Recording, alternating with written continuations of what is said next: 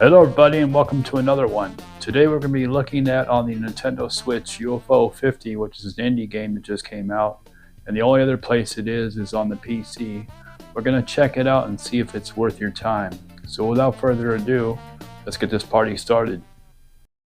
Is it worth your time? So here is UFO 50. Now I didn't know much about it besides that it had 50 great games. And it goes through the history of from 1983 to 1986, I believe. I could be wrong, could have been 89. I think it's 89 actually. So technology grows, games get better more graphically as the games go on. And it is a interesting, really good indie game, or games. You get 50 games in this collection. You may like some better than others, but there are quite a few interesting games in this collection I would have paid alone. And it's made by these fictional developers. And it's just really well done, like it truly existed back then. And as you can see, the different games that I'm playing here. And it gives you like dust off the games as it puts it in, like Ninpek, which is a ninja that's looks like his food's been kidnapped. His buddy goes after it by a big giant bird, and so on. And so you must do like a side-scrolling platform game with ninja stars.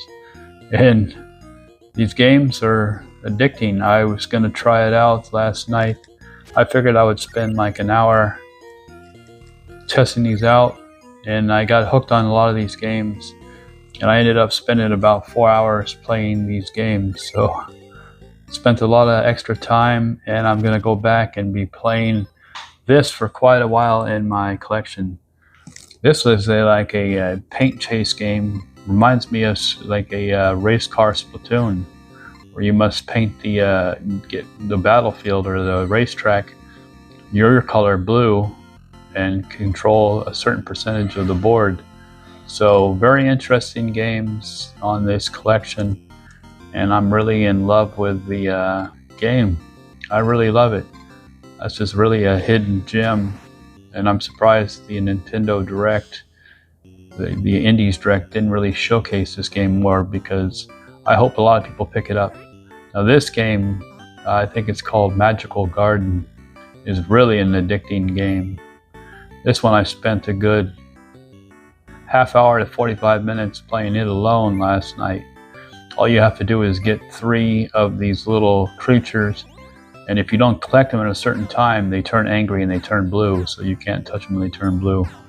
So you have to drop them off, and after a while you get potions, and it turns like into a Pac-Man thing where you can hit them, and so on. So it's really interesting. I really love this game so far on this UFO 50. There's so many different great games in here in this collection.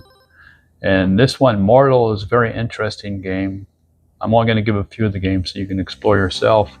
Mortal, you get 20 guys, and you can sacrifice them kind of like lemmings to get through this level.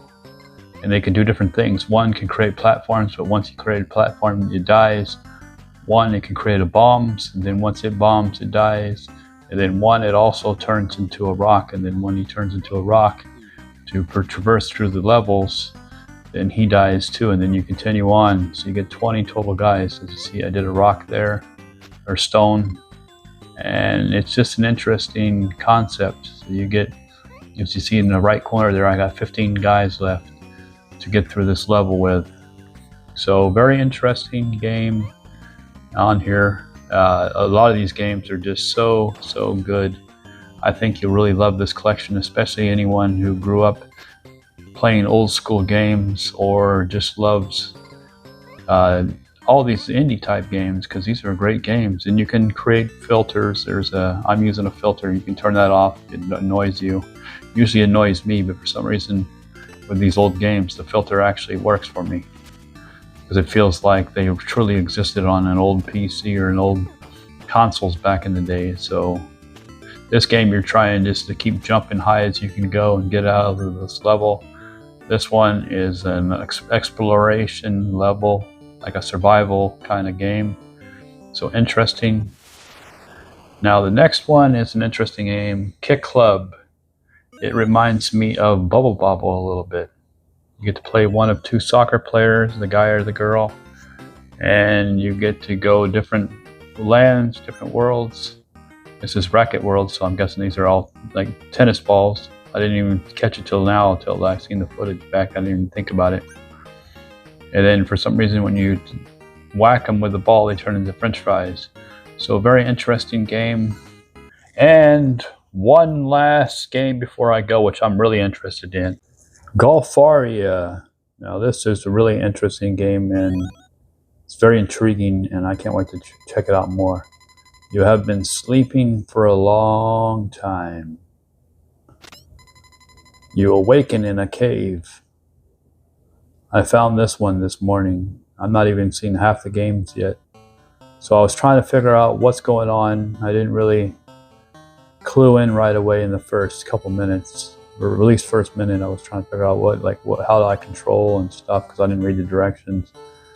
But you are essentially a golf ball that has woken up in a cave, and that's your main character. You are this golf ball, and the way it plays is you hit your distance like an old golf game, where it kind of goes up and down with the white to the black.